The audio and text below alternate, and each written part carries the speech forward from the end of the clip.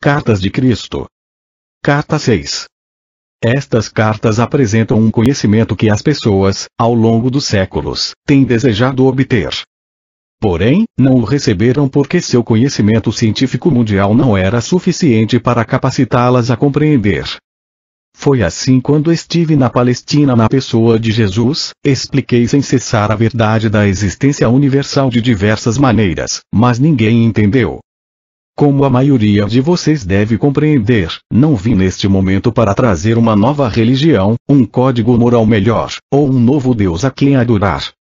Também não prego pensamento positivo, como o fazem os seus metafísicos. O pensamento positivo, da forma que a humanidade o concebe, para magnetizar suas necessidades e desejos humanos e os meios para alcançar suas ambições, simplesmente fortalece seu impulso egocêntrico. Todas as coisas abençoadas e generosas serão manifestadas em você em sua vida à medida que você compreenda que o universo inteiro é consciência universal transcendente, tornada visível quando ela toma forma material através da atividade do ego. O verdadeiro propósito de sua jornada espiritual é o de livrá-lo da escravidão do ego e o de fazer o mais puro contato com a consciência divina. O seu destino final é o de reconhecer a sua onipresença, tanto dentro de você como também em todas as suas atividades diárias. O seu objetivo espiritual supremo é chegar ao momento espiritualmente elevado em que você finalmente compreenderá que sua mente humana e seus desejos são finitos. Portanto, eles nunca poderão levar você à felicidade e à realização que experimentará quando abandonar a sua individualidade e vier à consciência divina pedindo unicamente pelo caminho mais elevado, pela vida mais abundante e pelo verdadeiro propósito espiritual, que você somente pode cumprir em seu estado terreno. Assim, para ajudar você a alcançar este alto ponto de compreensão, detalharei as origens e função do ego. Enquanto contemplo seu mundo, vejo uma dimensão atualmente controlada pela força do ego. Todas as coisas más em sua decadente sociedade atual, em suas enormes cidades sem a alma, surgem da força do ego. Essa é a fonte de toda a atividade cruel, mentirosa e pervertida que está atualmente em operação em seu planeta. Essa força controla os meios de comunicação, a TV, as famílias e nações, produz as guerras em todo o planeta, cria um miasma turvo de energias de baixa consciência que as entidades espirituais elevadas percebem que é por demais horrível de se contemplar. O seu ego está impulsionando você se sua atual consciência está impregnada pelo amor às posses e por uma incapacidade de compartilhar com os demais, planejando modos de se fazer rico à custa dos outros, roubando, não cumprindo com o trabalho conscienciosamente, não dando valor ao dinheiro que recebe, reclamando, resmungando, permitindo-se criticar, ser sarcástico, julgar, rejeitar, denegrir, gerando inimizade, intolerância, ódio, ciúmes, agressão, impulsos violentos, falsidades, relações desonestas e difamação. Seu ego está no controle e você terá dificuldades para deslocar-se através do miasma da consciência egocêntrica para poder ver a realidade. Por esta razão eu venho, por meio destas cartas, para ajudá-lo a compreender exatamente o que está aprisionando você nas suas condições atuais, neste horror que a mente humana não poderia imaginar há um século. Agora passo a explicar mais detalhadamente o ego. No momento de sua concepção, durante o ato sexual, quando a consciência de seu pai se elevou via espinha dorsal até o alto da cabeça e a tensão atingiu seu ponto máximo, a consciência de seu pai tocou brevemente a consciência divina, criando um relâmpago, uma pequena explosão que ele viveu sob a forma do orgasmo, após o que uma injeção de consciência divina infundiu-se em seu sêmen para dar vida ao óvulo de sua mãe. O momento da união com a mulher e a explosão de tensão no homem no momento do orgasmo, reproduz o momento do Big Bang, quando a unidade da consciência pai-mãe explodiu em energias separadas, e tomaram forma as primeiras partículas elétricas, assim como a matéria aleatória. A consciência pai forneceu a energia de atividade e ímpeto, e a consciência mãe forneceu a ligação para dar forma e substância às partículas elétricas. Estes são impulsos primitivos que dão vida e forma ao homem e à mulher. Quero que você compreenda que a criação não é uma criação de matéria impregnada com consciência. A criação é a forma visível dos impulsos originais atraídos e reunidos em formas e entidades individuais, todas expressando facetas e combinações diversas dos impulsos originais, em uma imensidade de maneiras diferentes. Portanto, os impulsos originais são a realidade que seus olhos, ouvidos, olfato e tato dizem ser de matéria sólida. Porém, na realidade são impulsos de consciência individualizados com a finalidade de serem experienciados, compreendidos intelectualmente e emocionalmente apreciados. No momento da concepção, quando o sêmen se une com o óvulo e acontece o acasalamento, os cromossomos de consciência masculina se unem aos cromossomos de consciência feminina. Esta é uma união física da consciência do sêmen de seu pai e da consciência do óvulo de sua mãe, projetada pelo divino. E assim, os cromossomos de consciência masculina e feminina levam gravado o padrão genético do DNA do pai e da mãe. O momento da união física do sêmen e do óvulo é conduzido em 2 níveis de criatividade. A injeção da consciência divina se tornou sua alma corporificada na união da consciência humana do sêmen e do óvulo. O corpo físico foi criado, impulsionado pela consciência pai, mãe, vida, a qual controlou a atividade e a ligação das células conscientes, produzindo o gradual crescimento e desenvolvimento de seu corpo físico, que é realmente a consciência tornada visível em cada nível de seu ser, e nada mais. A alma permaneceu como uma chama inviolada, metáfora, da vida pai-mãe profundamente entrelaçada nos impulsos físicos de atividade, ligação-repulsão. Isso se converteu em sua individualidade e personalidade terrenas. Incorporados nos transcendentes impulsos de vida da consciência divina pai, mãe, esses impulsos de consciência agora se encarregam do processo de criação de sua consciência física e se tornam a força impulsionadora de sua personalidade. Juntos, atividade e ligação trabalham para construir uma célula consciente após outra, segundo as especificações da consciência contida nas moléculas de consciência do DNA. Tanto a personalidade como o corpo são os produtos desses impulsos humanos de atividade, ligação-repulsão. Enquanto a consciência universal permanece para sempre em equilíbrio no espaço, e, portanto, imperceptível nesse mesmo espaço, em frequências vibratórias, os impulsos primitivos de atividade, ligação-rejeição trabalham juntos na dimensão visível, aparecendo aos seus sentidos sob a forma de eletromagnetismo. Tanto a consciência universal como a sua alma permanecem inalteradas no silêncio e quietude do equilíbrio no espaço. A criatividade da consciência terrena toma lugar no espaço-tempo e nas frequências vibratórias variáveis da consciência materializada.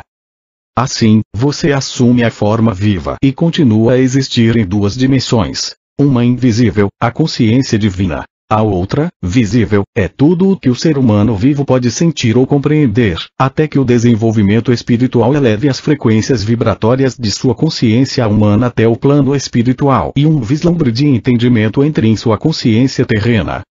Enquanto este processo de iluminação gradual continua, a consciência humana elevada trabalha então conscientemente, tanto na dimensão invisível quanto na visível.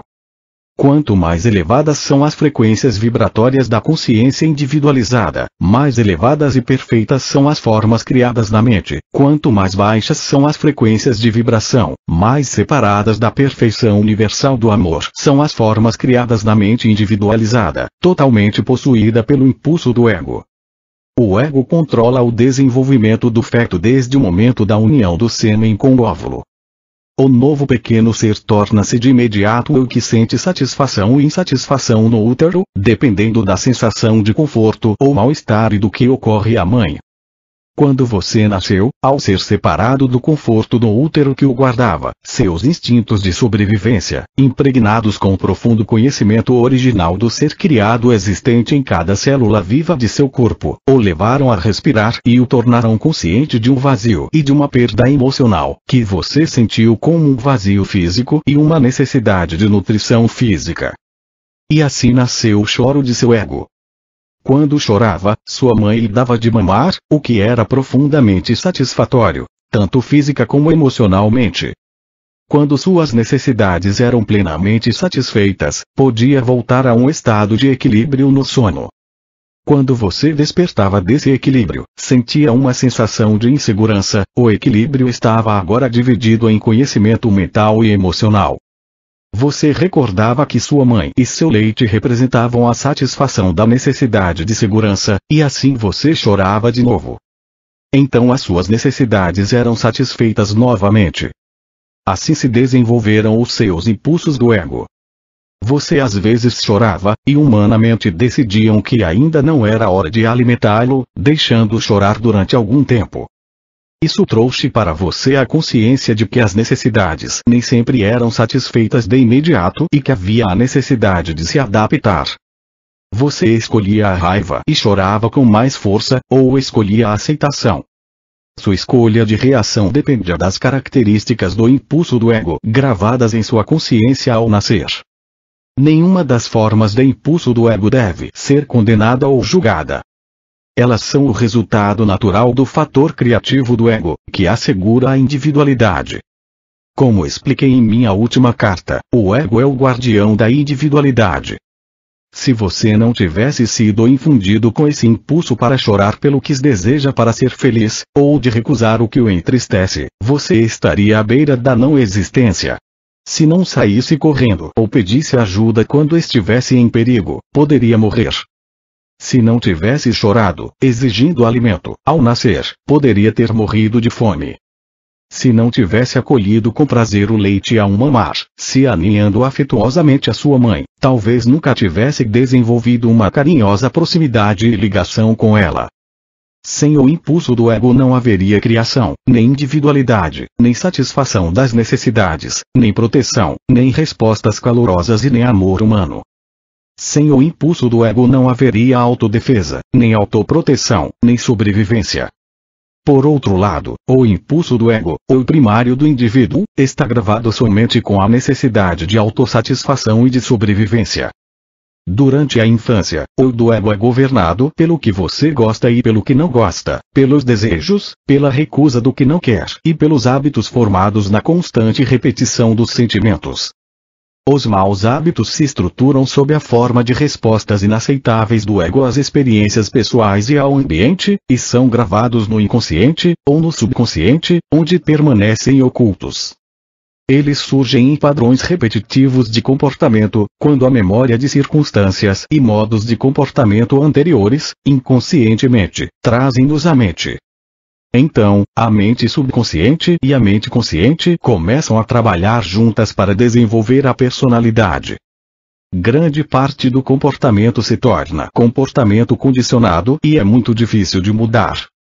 Quando a pessoa está inconscientemente programada com fortes hábitos egocêntricos de pensamento e comportamento, e encontra dificuldade para viver com os outros em harmonia, essa pessoa dirige-se a um psicólogo para que a ajude a desvendar a complexidade de seus problemas mentais emocionais.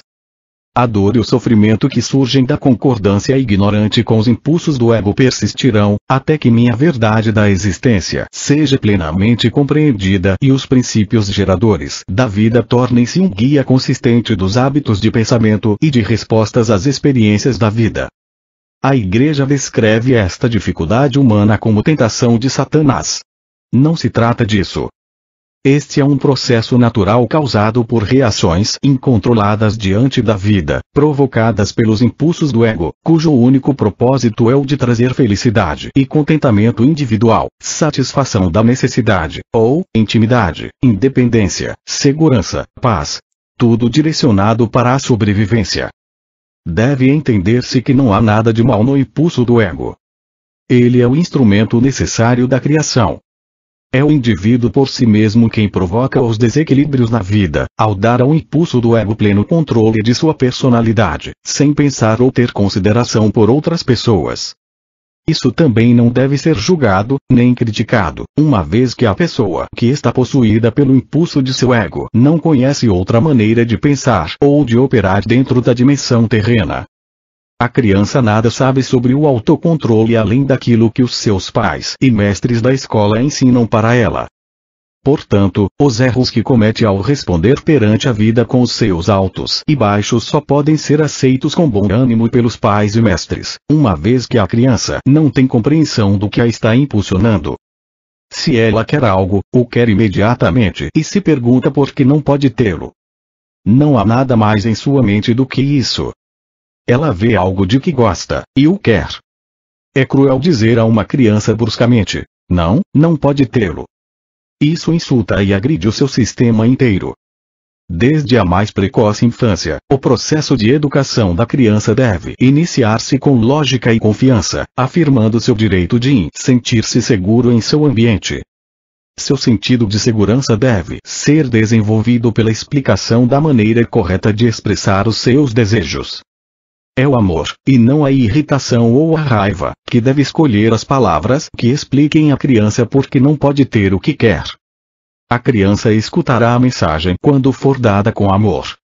Quando for dada com impaciência, provocará seus impulsos do ego mais profundos e começará a assumir a forma de ressentimento, aberto ou oculto, ou um sentimento de frustração profundamente arraigado, que fere o ego, reduzindo o sentido natural de valor próprio da criança.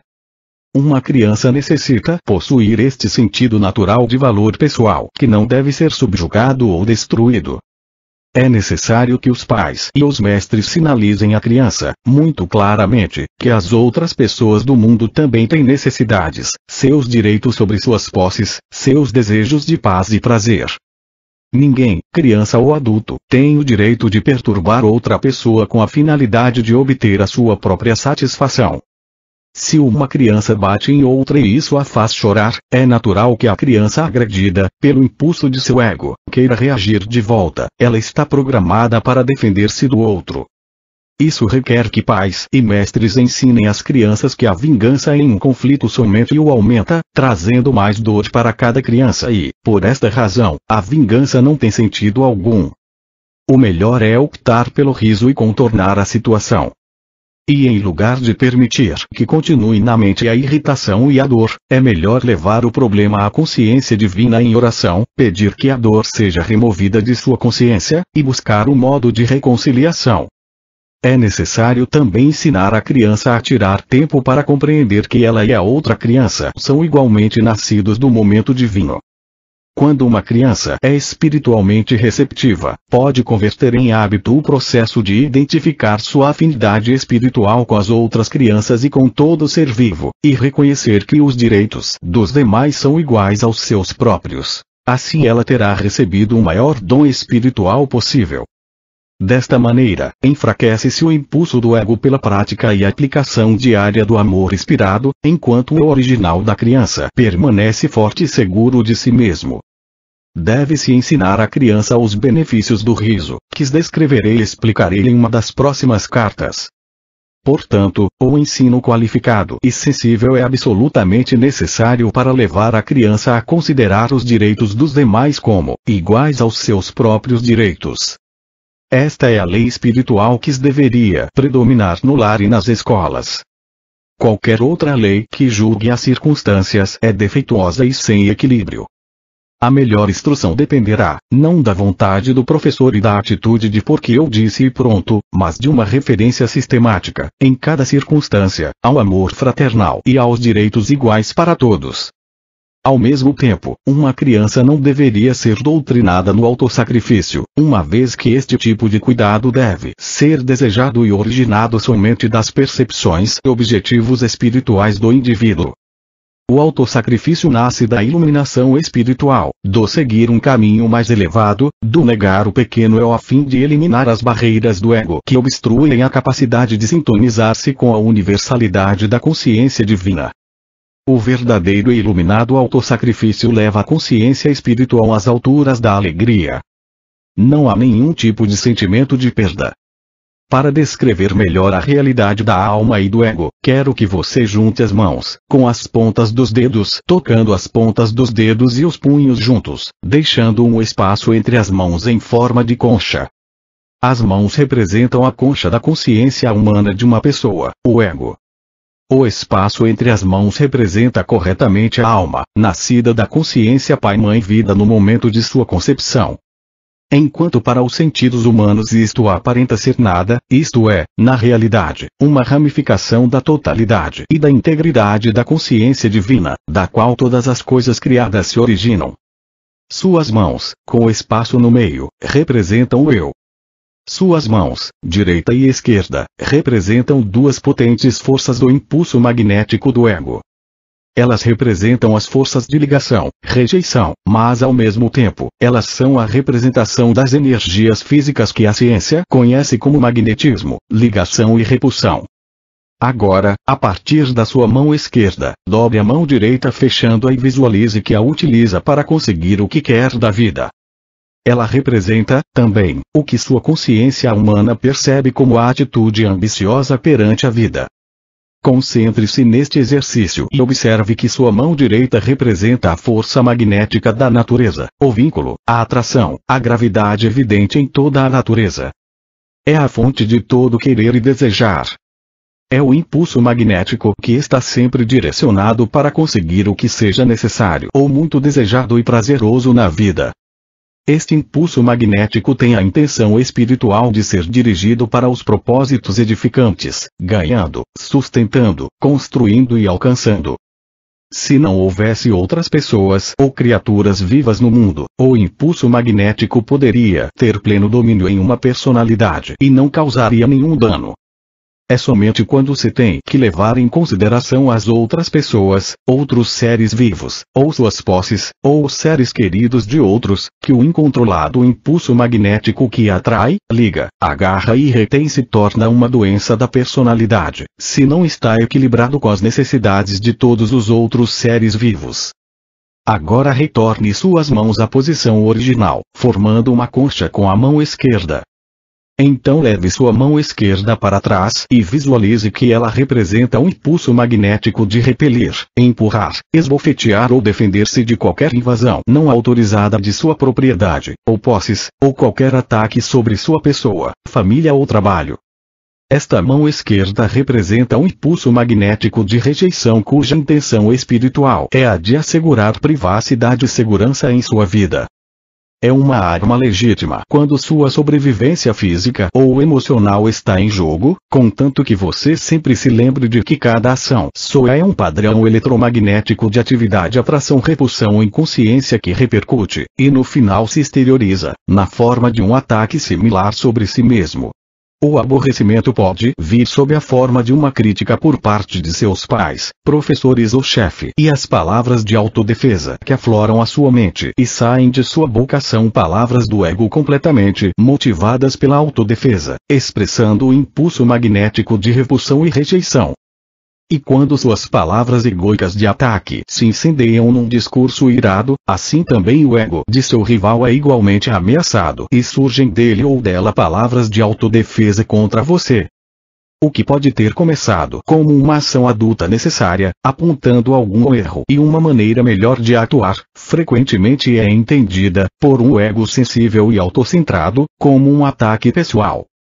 O que deveria ter sido um instante de crescimento transformou-se em um tempo de conflito, raiva, possíveis lágrimas, ressentimento contínuo e mútua hostilidade.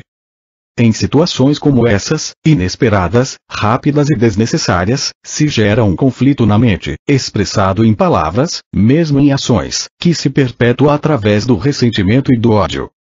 Lembre-se de que cada atividade mental, o pensamento e as reações emocionais de atração e repulsão, são todas energias criativas da consciência.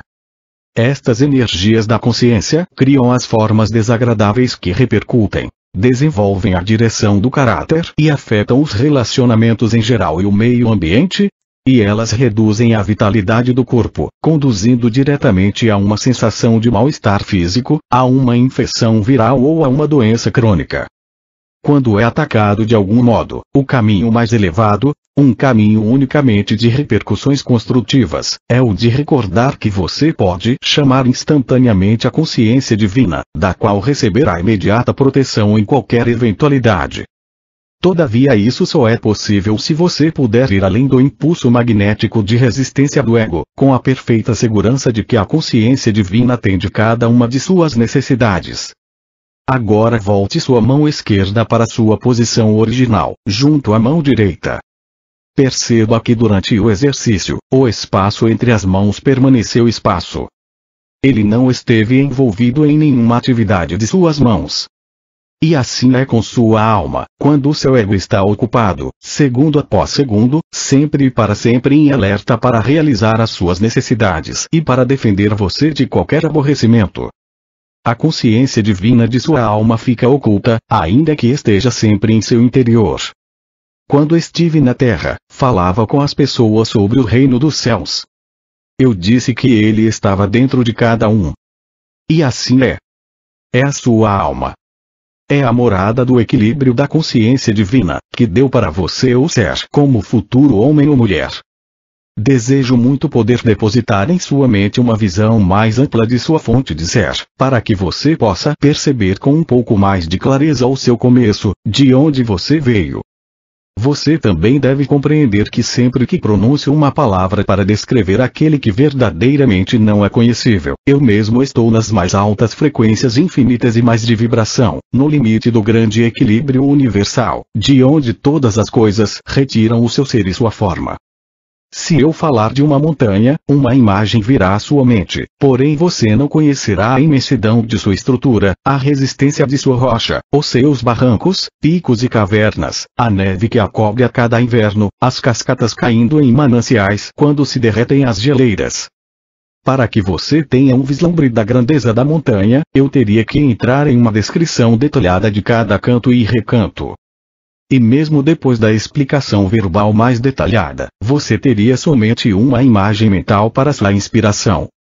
Você ainda não conheceria a montanha. Se eu falar de um furacão, posso trazer à sua mente a imagem das árvores dobrando-as em direção à terra, arqueadas pelos fortes ventos, os muros desmoronando, as vigas quebrando, os ladrilhos e telhados voando, janelas destroçadas, carros virados e grandes árvores arrancadas. Porém, até que o tenha experimentado pessoalmente, você nunca conhecerá a força e o ruído daquele vento, o estrondo da alvenaria caindo e o terror que aquilo gera no coração das pessoas que têm de suportá-lo. E assim é quando tento descrever para você aquele que deu o ser a toda a criação. Você pode apenas imaginar, mas não pode saber. Você começará a ter alguma ideia do que tento explicar somente depois de ter experimentado por si mesmo tudo o que eu disse a respeito.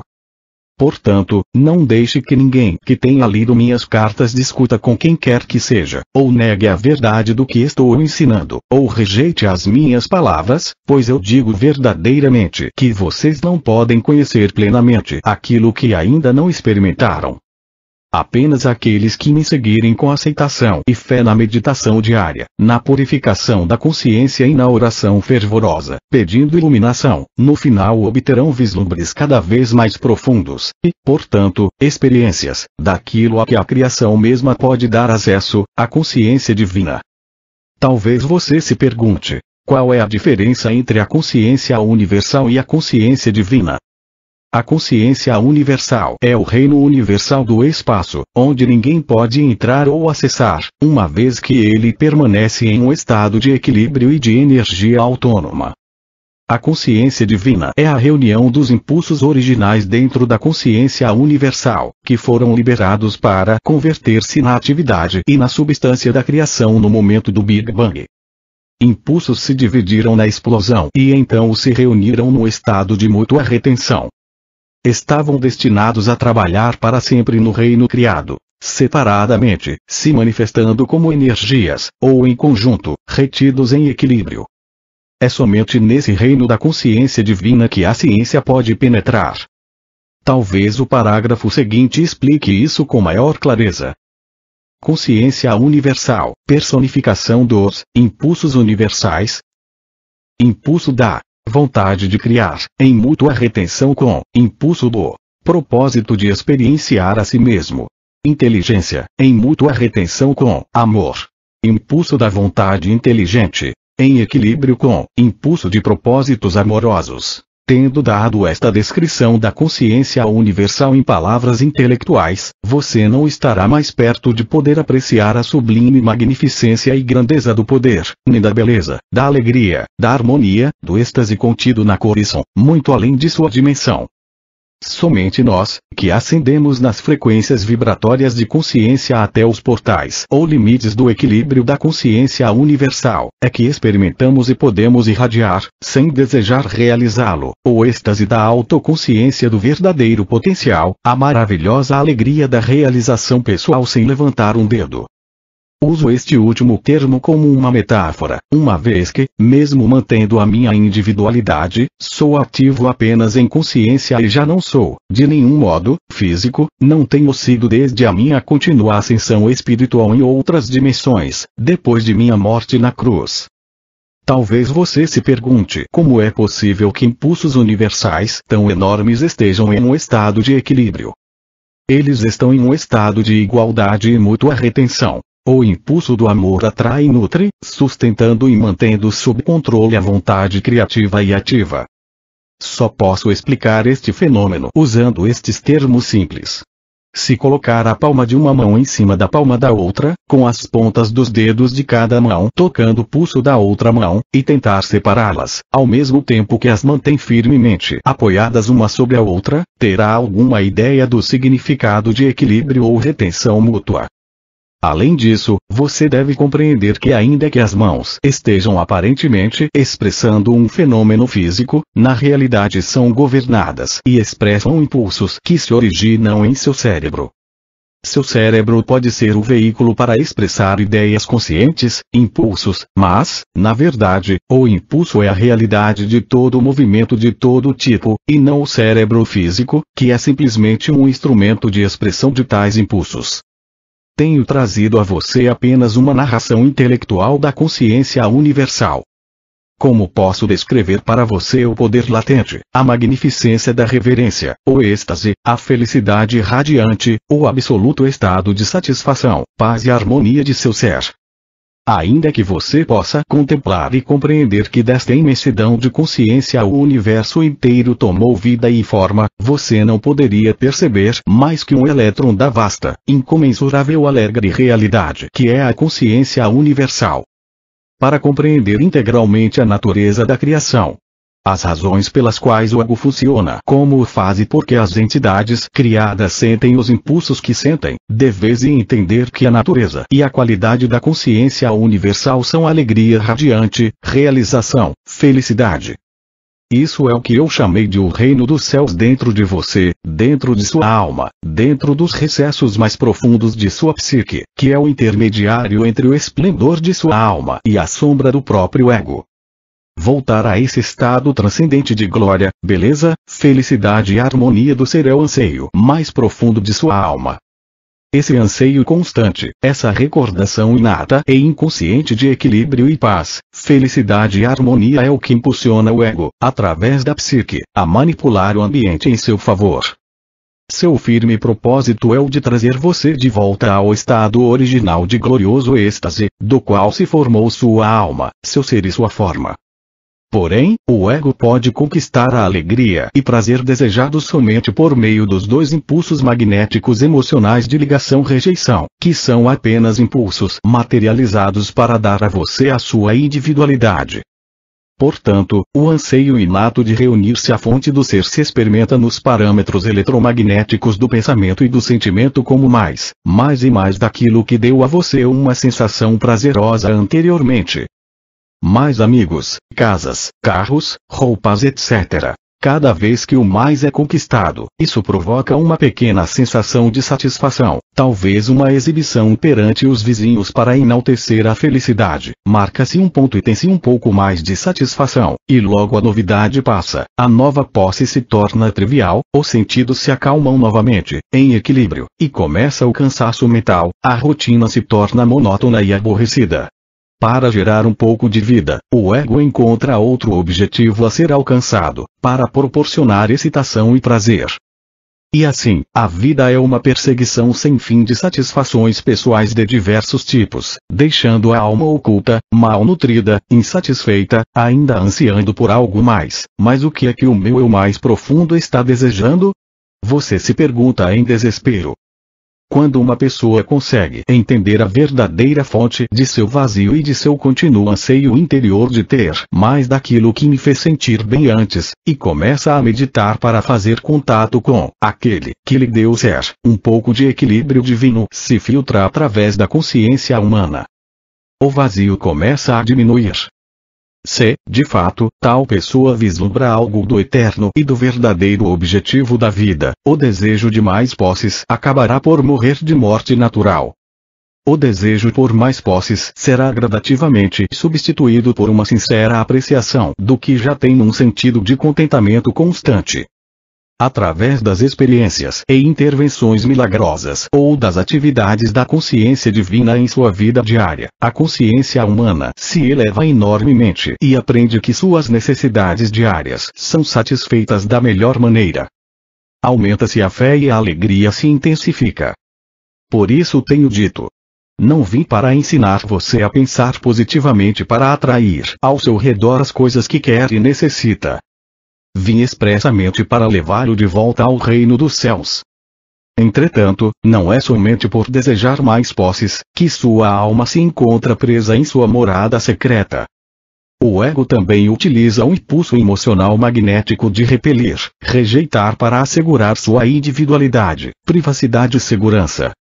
Esse impulso assume diversas formas projetadas para dar uma sensação de superioridade, ou elitismo, que o protege de pessoas que você considera indesejáveis, ou que tenham menor posição social que você. Esse impulso egocêntrico é praticado continuamente e acredita-se que é perfeitamente aceitável, mesmo nas igrejas. A verdade é: quando a alma começar a ganhar um pouco de controle sobre o impulso do ego, ela repreenderá a personalidade humana por seu egoísmo e exclusividade. Ela exigirá da psique adotar o amor incondicional e a crença na universalidade e na unicidade de todas as pessoas, não importando quem sejam. Quem sabe, agora, você possa entender mais facilmente como e por que a criação de sua individualidade, por meio do ego, formou a grande cápsula dos impulsos físicos, que produziu e encerrou sua consciência humana, criando tanto sua forma física como sua personalidade humana. Uma vez que governa sua mente e emoções, pensamentos e sentimentos, ela impede você de fazer contato com a fonte de sua vida e com sua alma. Seu verdadeiro propósito na vida é alcançar o domínio do seu ego, estendendo seu pensamento e sentimento para aquele que você percebe estar por trás da criação, pedindo continuamente por iluminação. Este é o primeiro passo que uma pessoa deve dar em direção àquele glorioso momento em que fará contato com o divino e, em seguida, prosseguir, através de uma contínua purificação do impulso do ego, até o retorno a esse estado celestial onde nasceu sua alma e de onde procede a sua individualidade. E como se deu a criação da individualidade? Como disse antes, a consciência universal alcançou o ponto máximo de mútua retenção e houve uma explosão que separou e dividiu o impulso da vontade criativa do impulso de propósitos amorosos, os quais se separaram e se fizeram ativos na criação como Pai inteligência, Mãe amor vistos como eletricidade, magnetismo ligação, repulsão, vida. Reunidos em equilíbrio como consciência divina. VIDA, portanto, o mundo visível, longe de ser sólido e matéria imponderável, na realidade é mente atividade trabalhando sempre em conjunto com o emocional magnético ligação, repulsão. Também conhecido como atração, ligação. Pai inteligência. Eletricidade física e mãe amor. Físico magnético, ligação, rejeição, juntos produziram um filho, o ego. Este impulso da individualidade nasceu e tomou forma consistente e inalterável dentro das energias da criação, para assegurar que as várias forças elétricas expressas como prótons e elétrons e o resto do grupo de partículas descobertas com excitação pela ciência não escapassem voando ininterruptamente em um distante estado sem forma, mas que fossem contidas e controladas pelo impulso magnético ligação, rejeição da mãe amor, para chegar à manifestação de uma forma. A ciência talvez conteste os parágrafos anteriores, uma vez que ela tem se esforçado bastante para descrever os vários processos de ligação, aplicando diversos termos às energias de ligação. A ciência é bem-vinda para nomear as energias de ligação ou atração com a terminologia que desejar, porém permanece o fato de que essas energias tomarão forma do grandioso e primordial impulso da Mãe Amor, cuja função primordial de consciência é a de dar forma à individualidade. O impulso do Pai Vida Inteligente fornece o ímpeto elétrico para a criação. O impulso da Mãe Propósito Amoroso proporciona a ligação para reter o ímpeto elétrico e colocá-lo sob controle na individualidade. O impulso da Mãe Propósito Amoroso proporciona também o impulso repulsão, rejeição para assegurar a sobrevivência da individualidade. Este é o processo da criação. A ciência só pode se aproximar da criação como espectadora. Ainda que seus embaixadores sejam humanos e experimentem a vida neles mesmos, a mente humana somente pode observar o que foi criado. Não se pode entrar nos processos íntimos da criação, ocultos na matéria e nos campos mais básicos de energia. A ciência nunca será capaz de apontar o fator motivador décimo, a partir do qual surgem as energias que controlam a criação da forma individual. Porém, o que a ciência tem a dizer sobre a criação tem pouca importância para você como indivíduo. A ciência não mudará nem um pouco seu estilo de vida, sua saúde, seu ambiente, seus sentimentos pessoais e conquistas. O que você precisa saber, e o que vim expressamente explicar, é como escapar do impulso egoísta possessivo protetor que foi dado a você pelo ego, para assegurar sua individualidade e sobrevivência e sua aspiração inata para retornar à alegria e felicidade da qual surgiu a vida de toda a criação. Esta é a razão pela qual vim originalmente à Terra e por que venho neste momento, para fazer algo que nenhum cientista jamais poderá fazer para você, ajudar sua alma a emergir dos confins de seu impulso egocêntrico e lançá-la em um novo programa de vida para os seus pensamentos e emoções, que expressará diretamente a vida da consciência Pai-Mãe que foi injetada em você e em toda a humanidade no momento da concepção. Em virtude do próprio ego possuir o ímpeto elétrico da atividade, criatividade, e os impulsos magnéticos emocionais de ligação, rejeição, o que quer que nasça do impulso do ego através de seus pensamentos, sentimentos e ações estará carregado de vida física eletromagnética que reproduzirá formas de vida idênticas, que serão finalmente materializadas na vida do ego criador. Essas formas criadas não se manifestam apenas como experiências, mas também perturbam o funcionamento dos processos físicos do seu Criador e são a origem dos desconfortos físicos, dos vírus ou das doenças. Assim, é causa de grande alegria quando a alma emerge da consciência humana encapsulada pelo ego, pois a consciência espiritual ascendente criará as condições harmoniosas e vivificantes que ela guarda na consciência. Por outro lado, é causa de tristeza quando a consciência humana está submetida ao controle do ego, produzindo aborrecimentos e atribulações nas experiências da vida e na condição física em si. Portanto, digo: se você não gosta de seu mundo, tem o poder dentro de si para mudar as suas condições de existência, exatamente onde você está, se tiver a fé e a vontade constante para fazê-lo. Repito de outra maneira para ganhar sua atenção. Se você continuar no nível atual de pensamento e funcionamento humano, somente experimentará seu nível atual de existência humana. Você será obrigado a trabalhar duramente por uma vida mesquinha, marcada por inúmeros problemas, tais como pobreza, saúde precária e vícios, imobilizado pelo medo desmoralizante e exposto a ataques mal intencionados de todo tipo. Suas condições atuais o sobrecarregarão até que você compreenda como mudá-las. Esta é sua oportunidade de ouro para assumir as rédeas de sua vida como nunca o fez antes, tomando o controle de seus pensamentos e emoções, seus impulsos elétricos e magnéticos, que são molde de suas experiências futuras. Pois você é como um ceramista que possui argila e diariamente molda vasilhas e utensílios para seu uso. A consciência é a argila, a substância com a qual você cria sua vida, e cada condição relacionada a ela. Você, sozinho, molda a sua vida na forma que ela tem.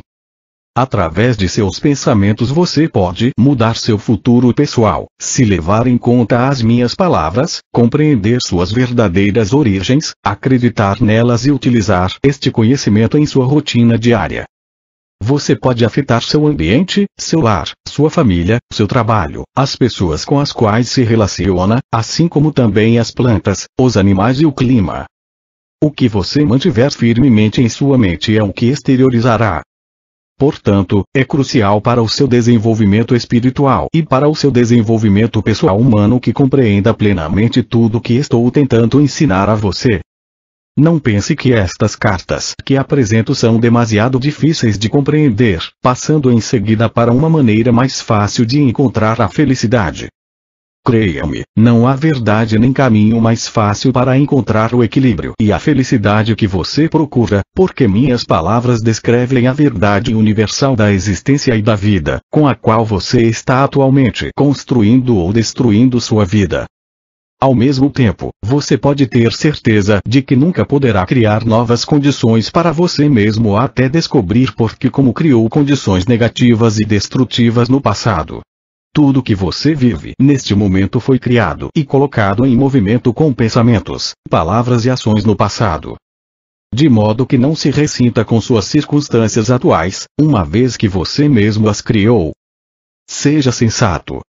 Leia estas cartas e dedique toda a sua força e vontade para descobrir os meios que você usou no passado, em sua ignorância, para estragar a sua vida. Em seguida, tome as medidas necessárias para purificar a sua consciência. Talvez você se pergunte: por que devo purificar a minha consciência? Eu digo: você nunca semearia um campo de milho sem primeiro arar a terra e usar o maquinário para aplainá-la e espalhar o fertilizante. Se por ignorância você semear entre as ervas daninhas, em solo cheio de torrões, ou deixar de colocar o fertilizante, sua colheita será escassa e desigual. É a mesma coisa quando você mistura em seu terreno pensamentos egoístas e vive exclusivamente do seu conhecimento, força e vontade humanos. Você fica limitado em tudo o que faz. E, inconscientemente, você cria circunstâncias que limitarão a colheita de seus esforços. No momento em que você perceber de onde realmente veio, busque o poder sobre o qual pode se apoiar para que possa realizar todas as coisas em sua vida, e tome medidas urgentes para limpar as ervas daninhas. E assim, purificando o solo de sua consciência, atrairá o poder que impregnará e fará prosperar as suas experiências e atividades diárias. Poderíamos dizer que o poder é seu fertilizante, porém isto seria totalmente impreciso e falso. O fertilizante é um alimento químico inanimado para as plantas, enquanto que o poder que você pode extrair através da meditação diária é a vida que irá revigorar todo o seu ser, sua vida e mesmo as suas plantas, os tijolos de sua casa e suas instalações, muito além do que você acredita hoje. As pessoas que empregam toda a sua força de vontade para viver esta verdade veem os frutos inegáveis em suas vidas e, ao vê-los, sua fé e determinação aumentam. Assim, entram em um círculo de bênçãos e ficam surpresas ao constatar que outras pessoas possam resistir a esta verdade e que escolham ficar fora da harmonia terrena e espiritual na qual é possível viver. Se você estiver preparado para ouvir, ponderar e para meditar nas páginas seguintes, começará a compreender o que esteve oculto desde o início da criação. Purificando a consciência. Enquanto você faz todo o trabalho necessário para a purificação mental e emocional, utilize minhas palavras das páginas anteriores que descrevem aquele que trouxe você e todo o mundo para a existência visível, e construa um estado de consciência e contato com a sua poderosa consciência divina. Desse contato virá a inspiração e a força para efetuar a purificação mais rapidamente. Enquanto acontece a purificação, você experimentará uma nova felicidade e realização em cada faceta de sua vida. Você também receberá instruções inspiradas para sua vida diária, seja durante a meditação ou como um raio de luz em sua mente quando está em paz e pensando em algum assunto rotineiro. Se não descartar ou rejeitar estas instruções e segui-las, fiel e cuidadosamente, estará dando seus primeiros passos para converter-se, finalmente, em um grande semeador e colhedor de ideias criativas de muito êxito em seu ambiente. Tudo que estiver conectado com você florescerá e prosperará. Tudo responderá e o abençoará com nova vida. Se você se disciplinar em meditar diariamente com dedicação inalterável, finalmente começará a sentir uma resposta e influxo daquele que é Deus é, e as palavras que você utiliza ganharão um novo sentido. Elas serão preenchidas com a vida universal. Você ficará cheio de alegria e extremamente contente, porque então saberá que o poder é real, ativo em sua mente e em sua vida. Você começará a contar, cada vez com mais confiança, com o poder que começa a manifestar-se em seus assuntos. Você vai querer atrair outros para o seu estado de harmonia abençoada, pois os outros notarão e farão perguntas a você. Você estará experimentando um novo amor fraternal e vai querer compartilhar com os demais o que o faz feliz. Nunca será demasiado insistir nesta verdade. A necessidade de meditar, uma vez que muitas pessoas deixam a busca e a autodisciplinada escuta diária, antes de ter purificado sua consciência totalmente e de ter chegado a esse estado de purificação interior tão necessário para estabelecer um perfeito contato com a consciência universal, a fonte de seu ser. Quando você faz contato, coisas que parecem milagres acontecem. Isto é o poder universal começando a tomar forma e se desenvolver em sua alma, corpo, mente, coração e circunstâncias de vida. Eu digo a verdade, você pode confiar em minhas palavras sem reservas. Se você perseverar, chegará um momento em que realmente sentirá o contato e saberá que o fez. Então terá alcançado um momento mais crucial em seu desenvolvimento espiritual humano. Durante algumas horas, muitas almas se sentem elevadas e alegres, antes que as preocupações diárias se intrometam em suas mentes e elas racionalizem a experiência, explicando-a em termos humanos. Não faça isso, pois perderá o que foi dado a você. Você atrasará em grande medida seu progresso espiritual. Se você lê estas palavras e tem medo de acreditar nelas, ou acredita que são insensatas, ou sente que perderá o prestígio se acreditar nelas, estará produzindo uma forma criativa em sua consciência, que negará qualquer resposta construtiva que você poderia ter tido originalmente, ao ler esta carta. Então, eu digo, aprecie seus momentos de fé, conserve os seus momentos especiais de contato com aquele que Deus é, acredite neles e guarde-os firmemente em sua consciência e gradualmente você elevará sua consciência espiritual às alturas, até uma grande visão interior e uma grande alegria. Eu repito, não deixe estas cartas de lado. Não posso insistir bastante na necessidade de pensar nelas, recordar o que dizem. Se não as recorda, volte a lê-las outra vez e outra vez, até que tenha ficado gravadas em sua consciência. Quanto mais você meditar nelas diariamente, mais elas ficarão claras em sua mente e terão um significado cada vez maior para você. No final, verá que elas se tornaram como alimento e bebida para você, construindo sua moral e aumentando sua determinação, para ajudá-lo a transformar as suas condições atuais em um estado de harmonia, amplo crescimento, prosperidade e paz. Grande será a sua inspiração e alegria quando você se der conta de que a imensidão daquele que lhe deu ser é um poder radiante, de êxtase sublime, que está além de sua capacidade de sonho e imaginação, é a realidade. Ele é a fonte do ser, a fonte de tudo o que você vê em seu mundo vivo natural e em muitos níveis de existência que estão além daquele no qual você habita atualmente.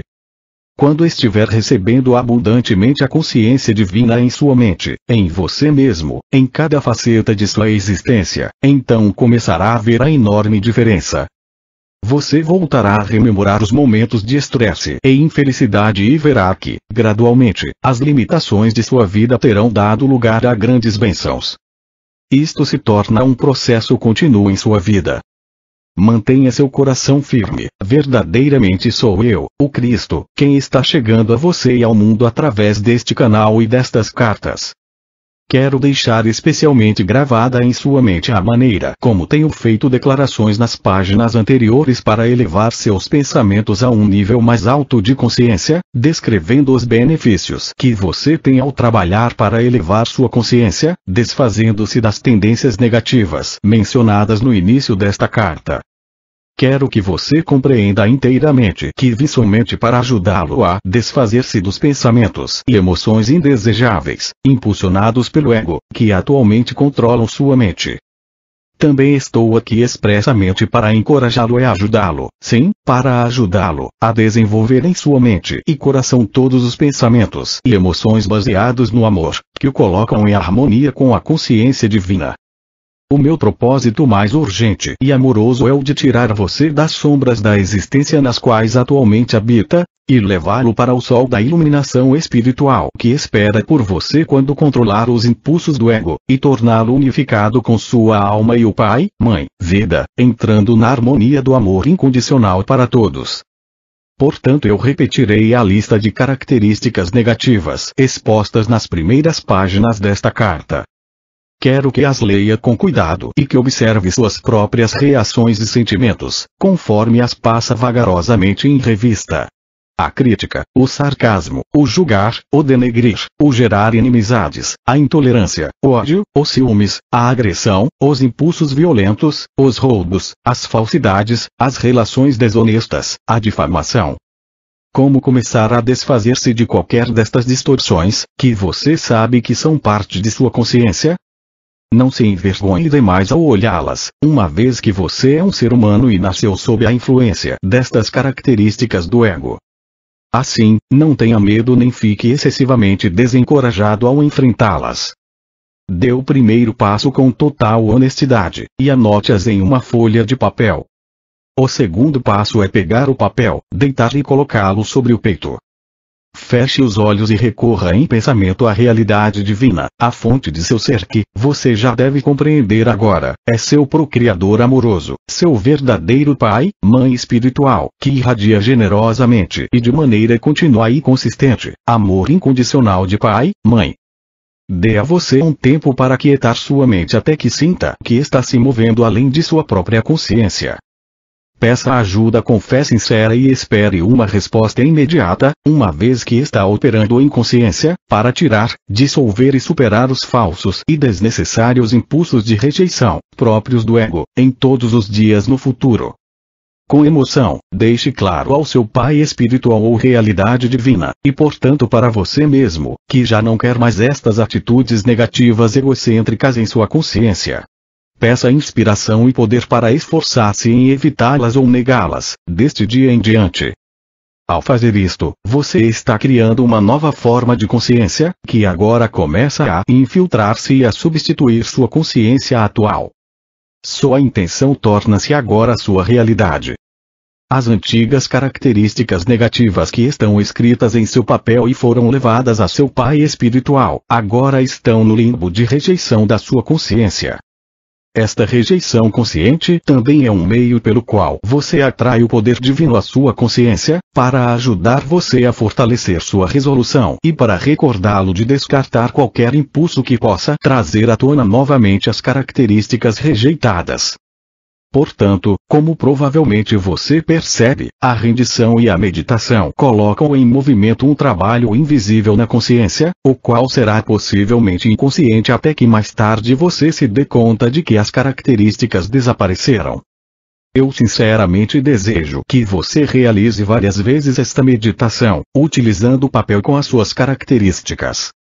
Cada vez que o fizer, atrairá outra injeção de poder do Pai, Mãe, Vida e Consciência, para o seu propósito de superar e eliminar as forças e formas indesejadas de consciência.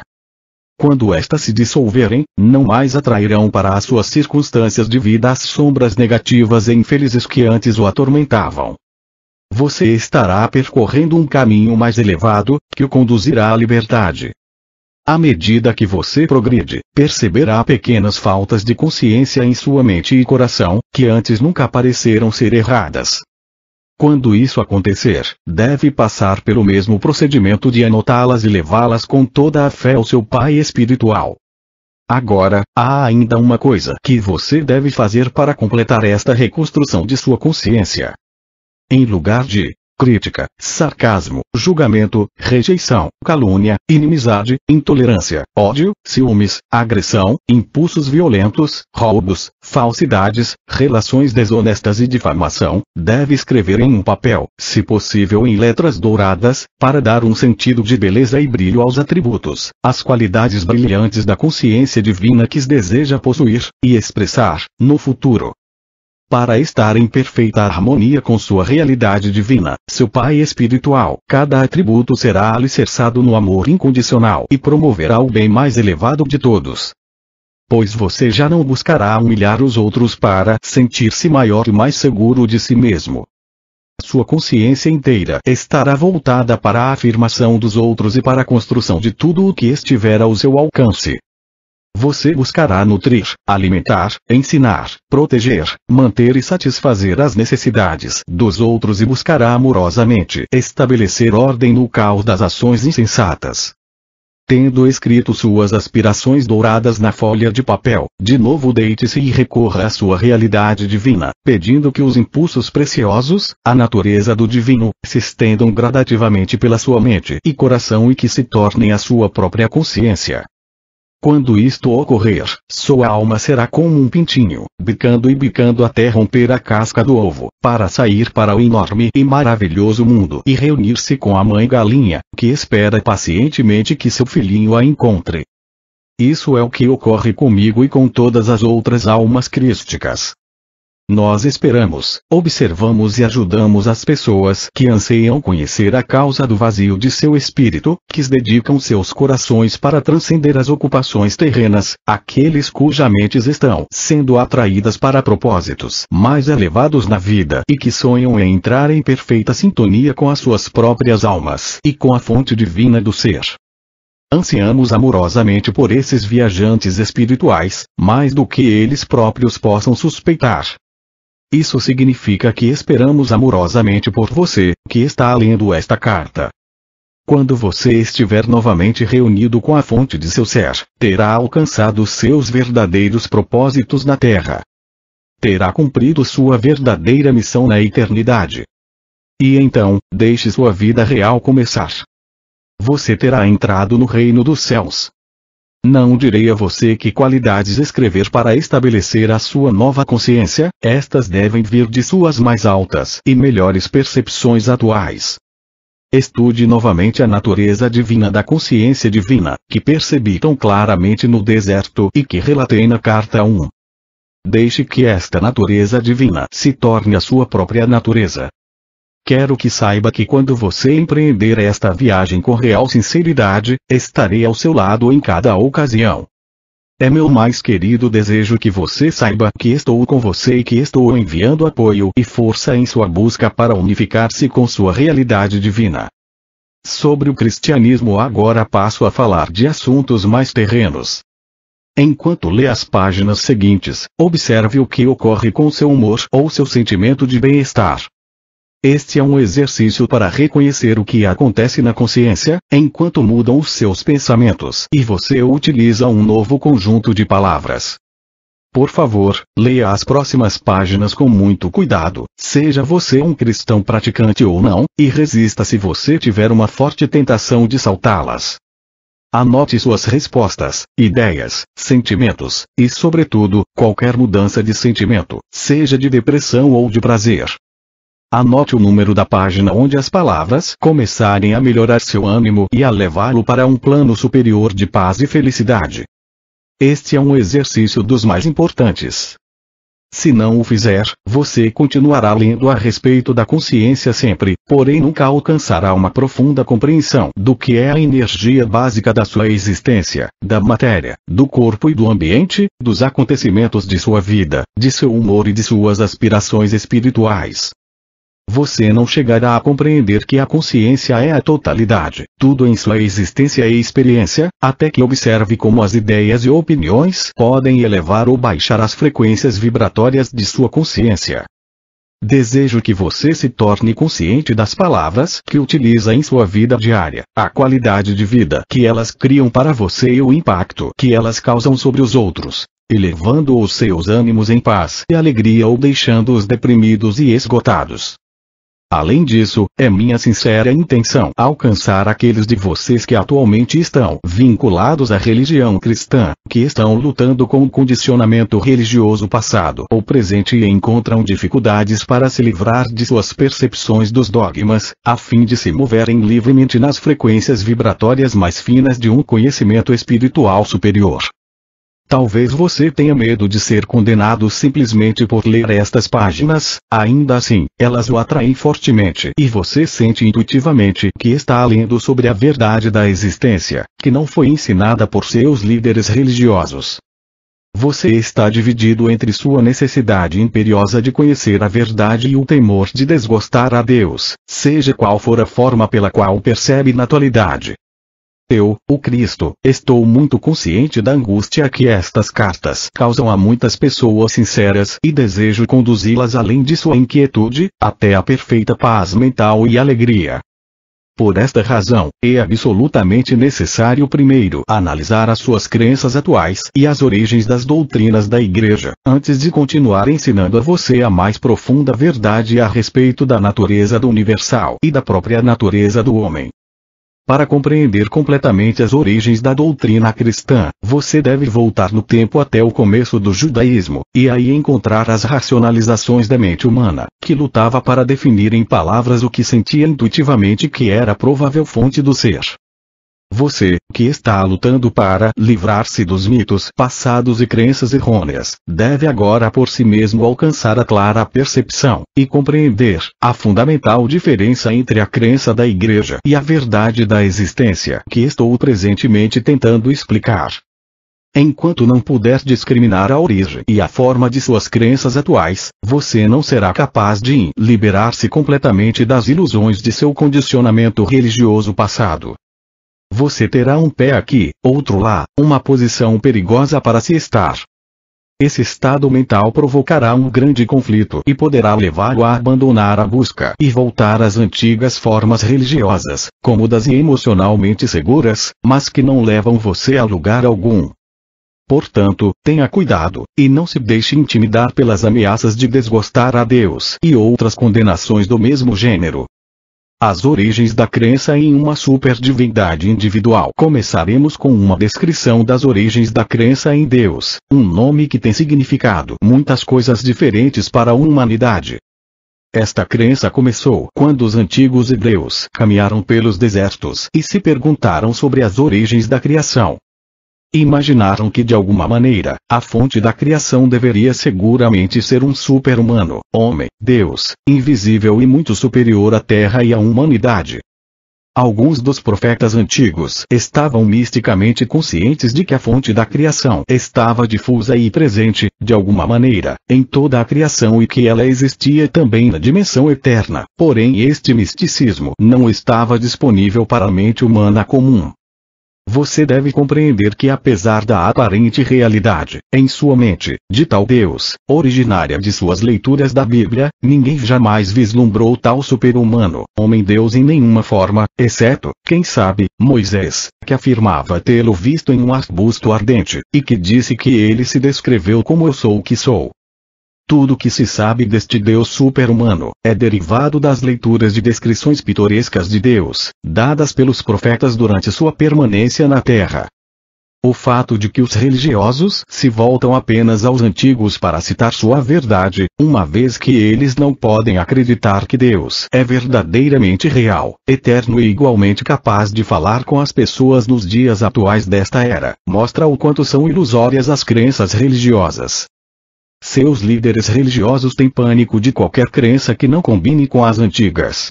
Eles nunca consideram, ou têm medo de considerar, que talvez o conhecimento espiritual dentro da dimensão terrena seja evolutivo.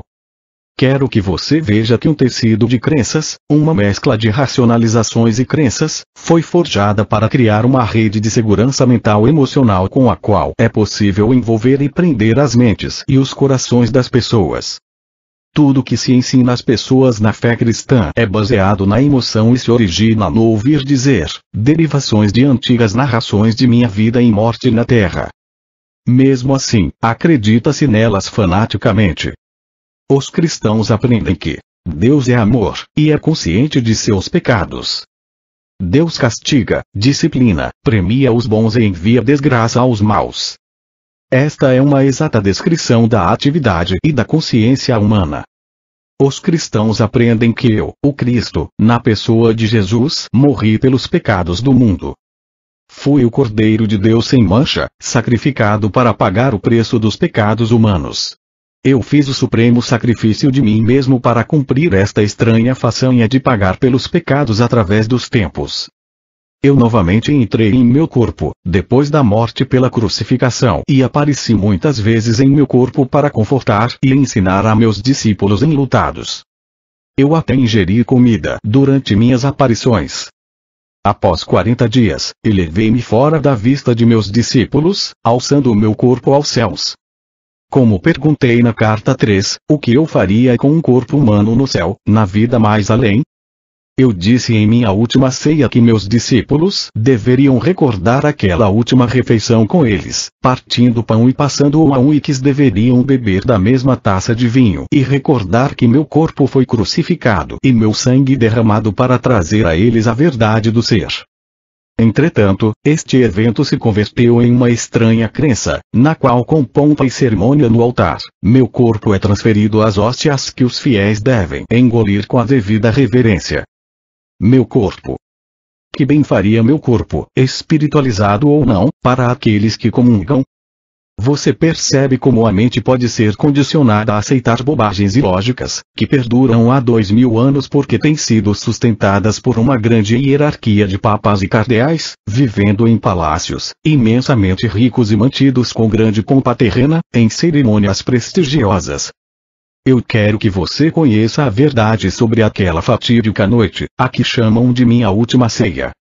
Para maior clareza, ainda que seja doloroso fazê-lo, desci em minhas frequências vibratórias de consciência, para entrar diretamente na recordação consciente de meus pensamentos e sentimentos, durante a última refeição com meus discípulos.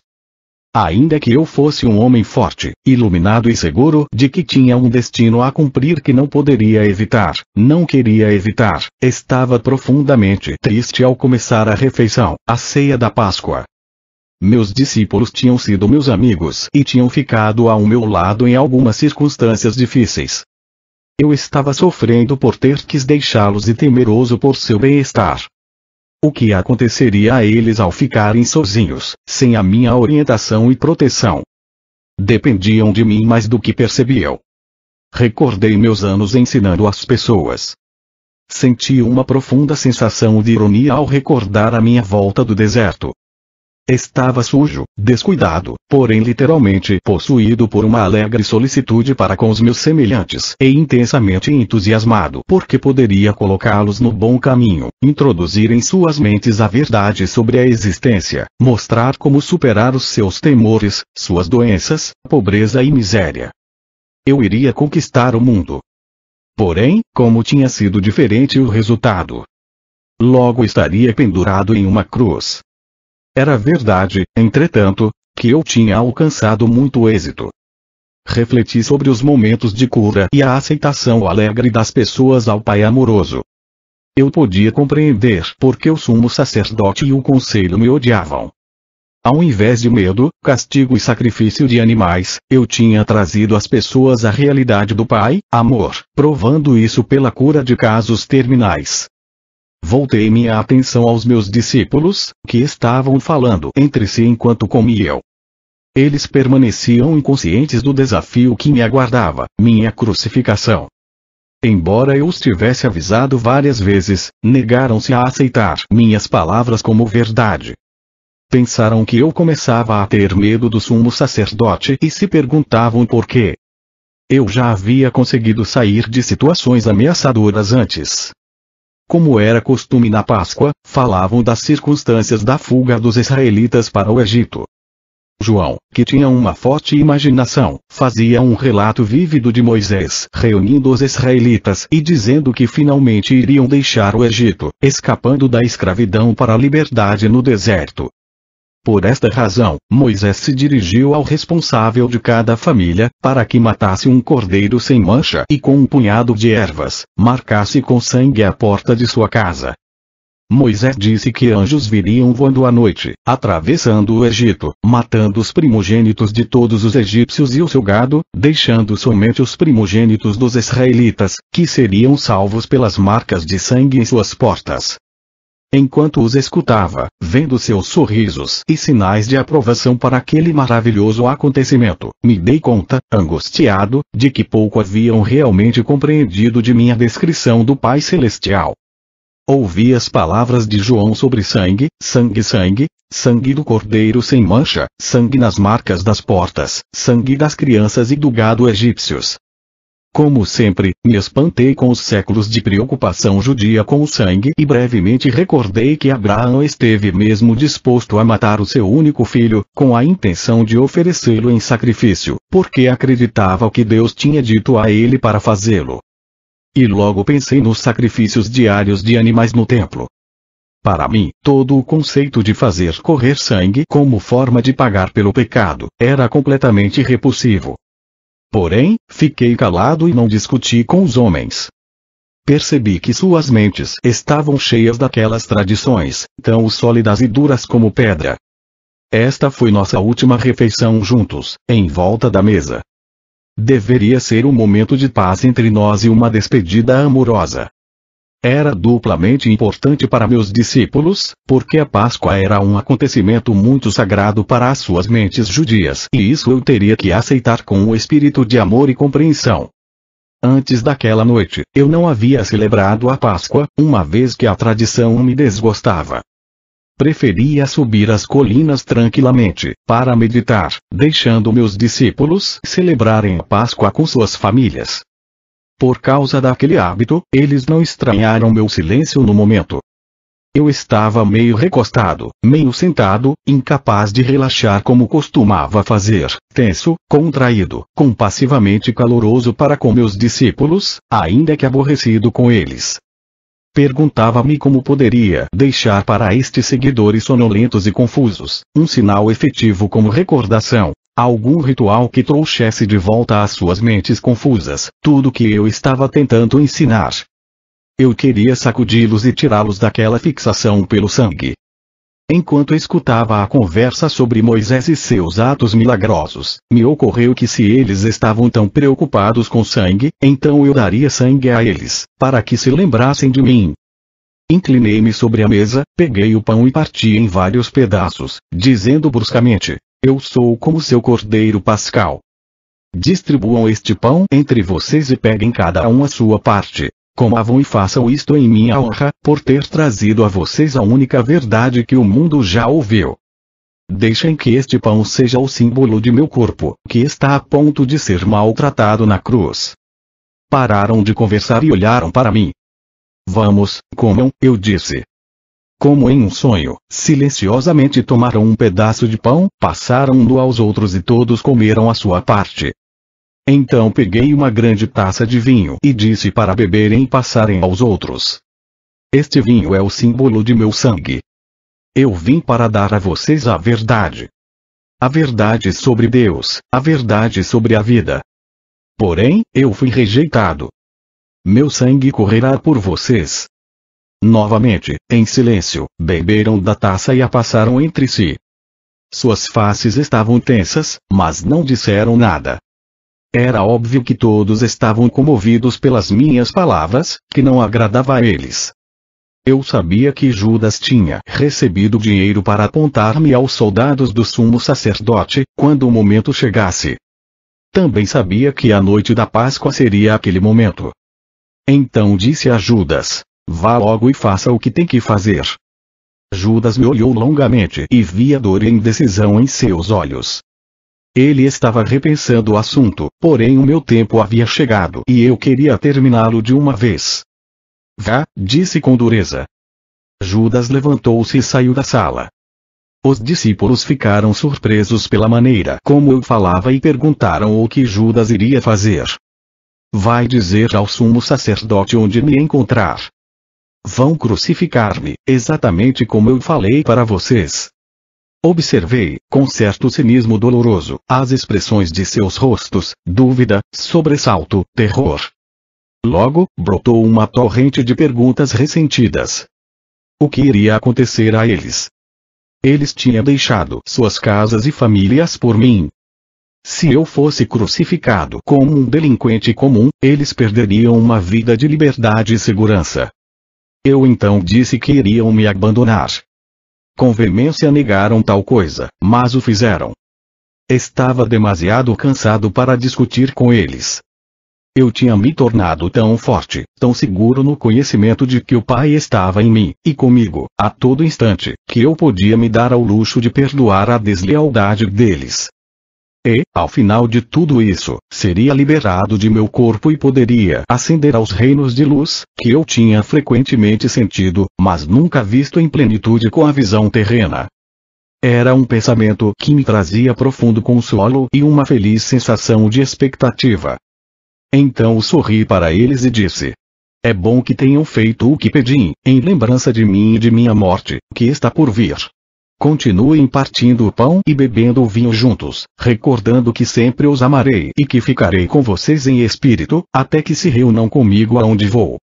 Não tenham medo, vocês serão guiados, serão inspirados, serão fortalecidos e falarei claramente com vocês. A minha única advertência é esta: no futuro, muito do que tenho ensinado a você será esquecido.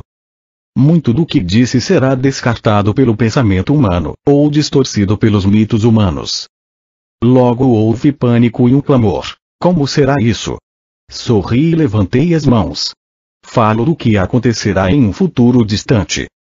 Enquanto isso, sejam fiéis a tudo o que ensinei e não duvidem de nada do que eu disse. Chegou então a hora de ir ao Monte das Oliveiras, o lugar onde os soldados do sumo sacerdote iriam me buscar. Meus discípulos queriam ainda me fazer perguntas, porém eu tinha chegado ao fim do meu discurso para os homens. Eu apenas desejava preparar-me, em total silêncio, para a minha provação, entrando em espírito em um estado de segura e consistente sintonia e comunicação com o Pai. Caminhamos para o jardim e me retirei para minha rocha preferida. Sentei-me protegido do vento e envolvi-me na túnica.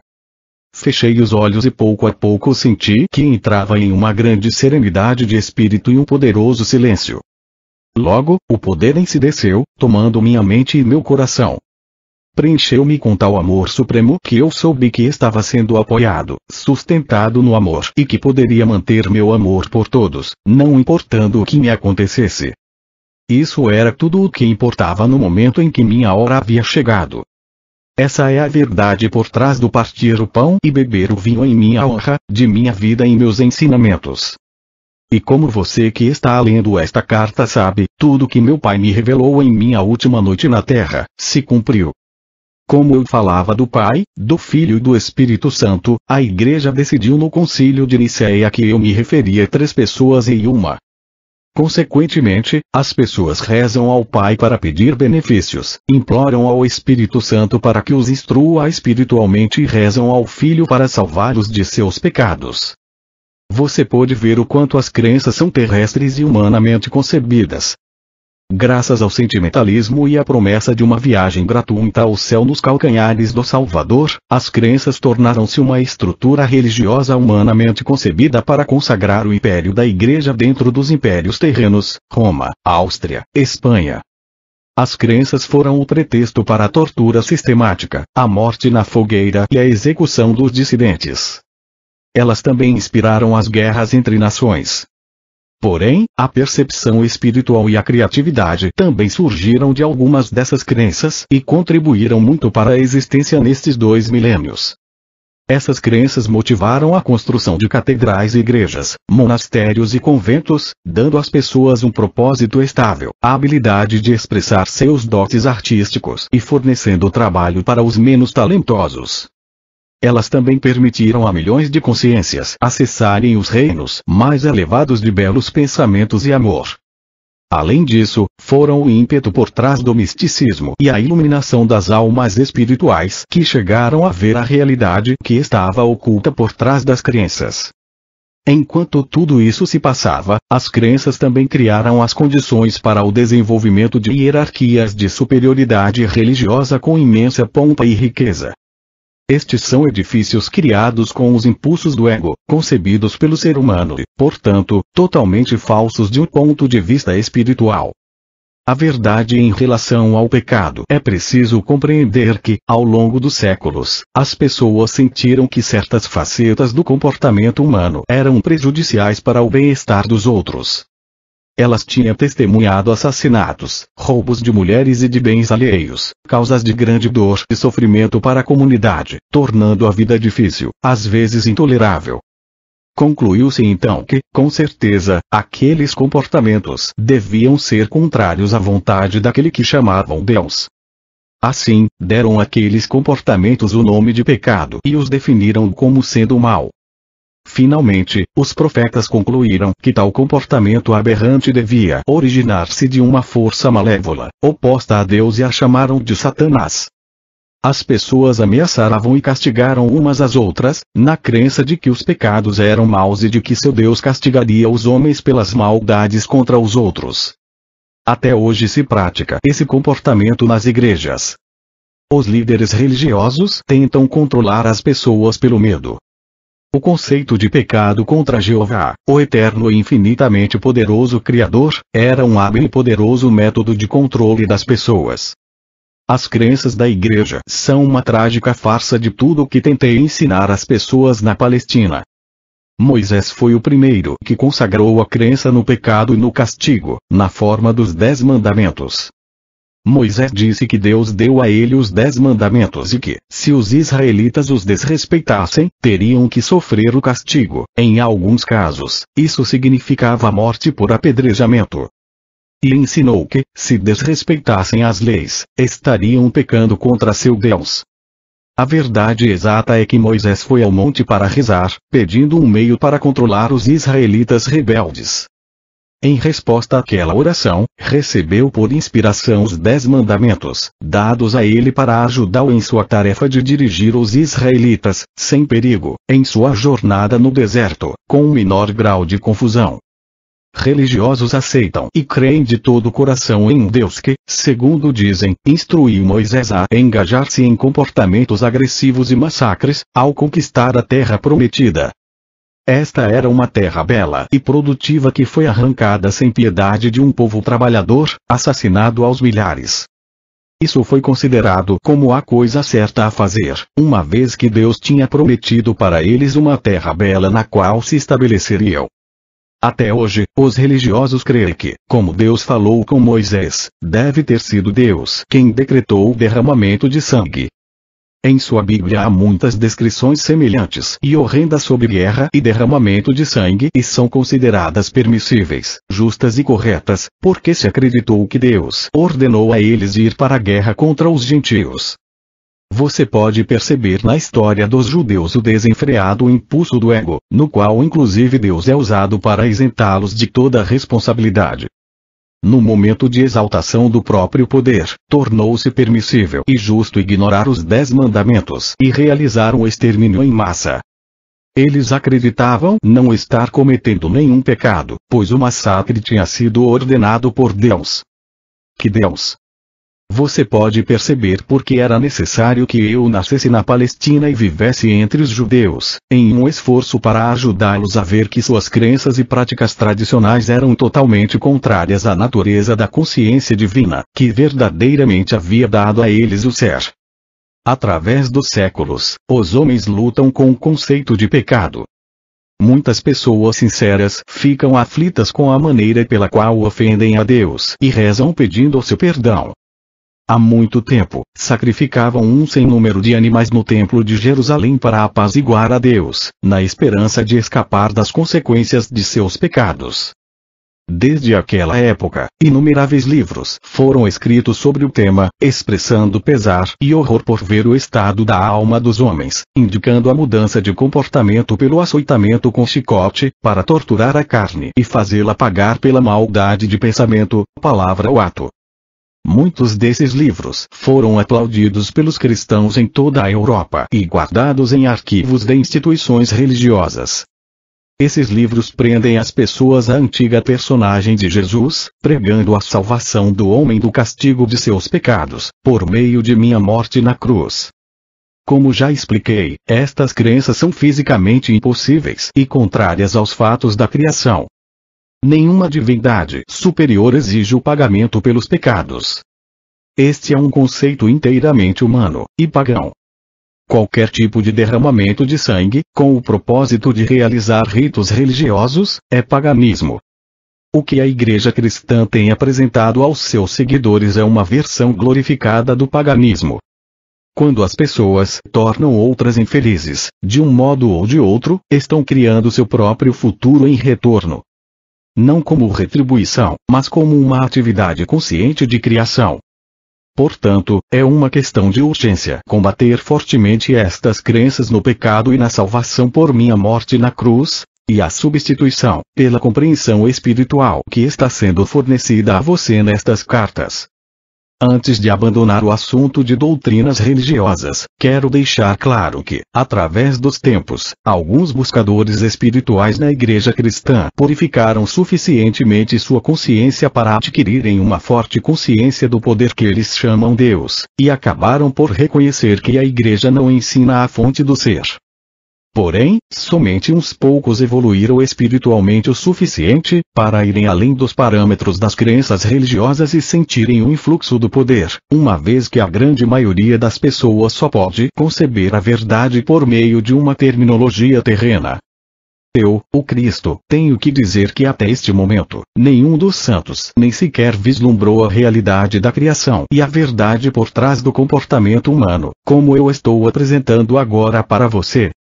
Sem dúvida chegou o momento em que deve ser dita a verdade sobre o pecado e o comportamento humano, e o que as pessoas estão presentemente fazendo ao mundo e a si mesmas, com a condição de que você tenha abandonado completamente os mitos seculares da doutrina religiosa e esteja agora ansioso, receptivo e de boa vontade, abrindo completamente seu coração às realidades da existência.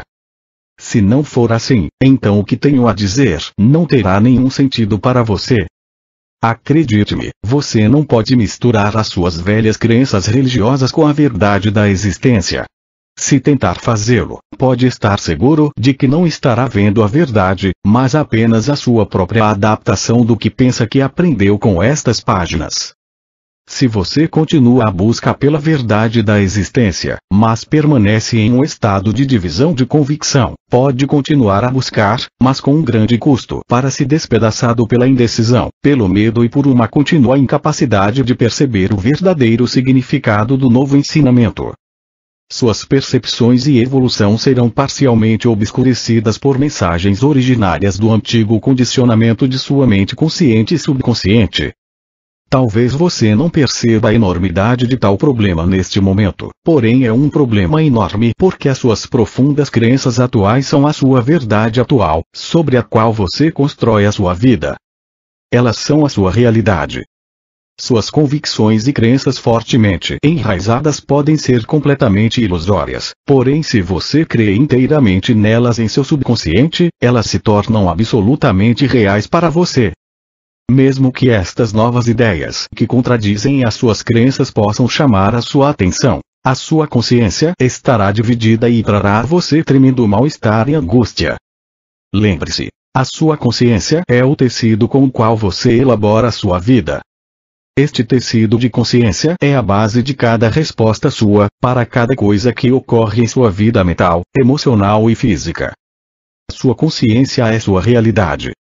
Esta afirmação pode expressar-se de duas maneiras, e ambas são a verdade de sua existência. Sua consciência cria sua realidade, sem distinção de quais sejam os feitos de sua vida terrena.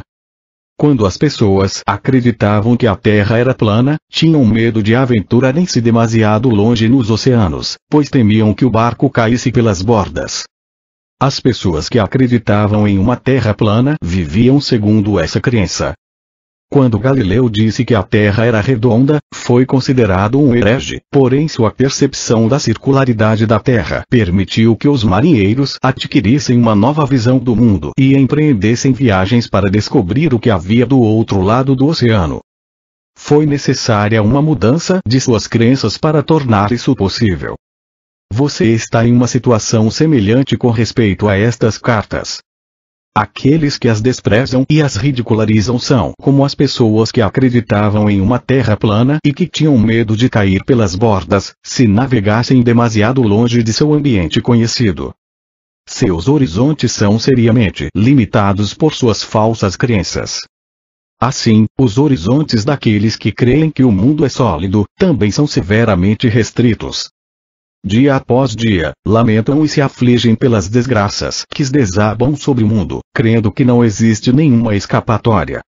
Porém, as pessoas que puderem captar e dar as boas-vindas à verdade da consciência que atualmente estou apresentando ao mundo serão como aqueles que perceberam que poderiam viajar sem limites pelos oceanos, em todas as direções, com a condição de que tivessem a vontade de empreender tal viagem. Portanto, seu estado de consciência é o que você deve considerar como o mais importante em sua vida, não as suas relações, posses ou posição na vida. Cuide de sua consciência e todas as bênçãos, em todos os aspectos de sua vida, virão a você. Por meio de sua consciência, você se alimenta de amor, harmonia, alegria e beleza interior, até em um beco de um bairro pobre. Com tal consciência, você será removido das ruas do bairro pobre para um ambiente mais compatível com seu estado interior. É assim que se sai de circunstâncias desagradáveis. Com base em tudo o que foi dito, você deveria agora ser capaz de ver que somente você cria a qualidade de seu mundo interno, esteja em uma prisão ou no comando de um navio. E pode melhorar seu ambiente, irradiando sobre ele a força da vida que anima o seu pensamento. E mais uma vez, sua consciência é a sua realidade, não o seu marido ou esposa, filhos, lar, jardim, posses, títulos, lugar de trabalho ou amigos. Pois, seja qual for o lugar que as pessoas e suas posses ocuparem em sua consciência, bom ou mal, esse lugar é apenas a sua percepção pessoal sobre eles. A realidade dessas pessoas não é verdadeiramente conhecida por ninguém. Ninguém tem acesso à bondade inata oculta em um caráter aparentemente negativo. E também ninguém pode suspeitar dos impulsos e desejos ocultos de um ser humano aparentemente bom. Sua vida externa se apoia apenas em sua consciência. Ela não cria ou determina, nem pode fazê-lo, suas respostas conscientes. Você é o criador de suas respostas. Seu tipo de criação depende inteiramente de suas mais profundas percepções e crenças a propósito da existência. Além do mais, você pode, a qualquer momento, escolher desmantelar gradualmente o seu antigo mundo interior, com a finalidade de criar um reino interior mais harmonioso de amor crescente, vitalidade e alegria, ainda que os seus objetos exteriores, pessoas ou posses, continuem sendo os mesmos. O poder espiritual do tecido de sua consciência irradiará para o exterior e será absorvido pelas pessoas, plantas, tijolos e cimento, por tudo que o cerca nas imediações. Ocorrerão mudanças e melhorias claras em tudo que está no seu ambiente. Este é seu destino nesta vida, ou em vidas futuras, chegar a esta plena e completa realização. Quando isto acontecer, você colocará o pé no caminho da maestria de si mesmo e então gradualmente avançará para tornar-se um verdadeiro mestre de seu mundo de consciência humana, interpenetrado e assistido pela consciência divina. Eu, o Cristo, recomendo a você esta carta. Eu o pus na plena posse de alguns dos fatos importantes da criação, que permitirão que você transcenda o ego, o guardião de sua individualidade, e volte à universalidade do ser, da qual você realmente veio. Você tem em suas mãos os meios pelos quais pode entrar no amor, alegria e realização pessoal incondicionais. Lembre-se de que eu disse a você que anseio pelo progresso do viajante espiritual. Enquanto avança pelo caminho que tracei para você, haverá momentos de confirmação de que estou de fato com você em sua jornada. Você o verá, conserve sua fé nisso. Em todo momento, eu o sustentarei no amor divino, pois sou amor divino em ação. Acredite nisso, e encontre descanso em minha consciência que o envolve.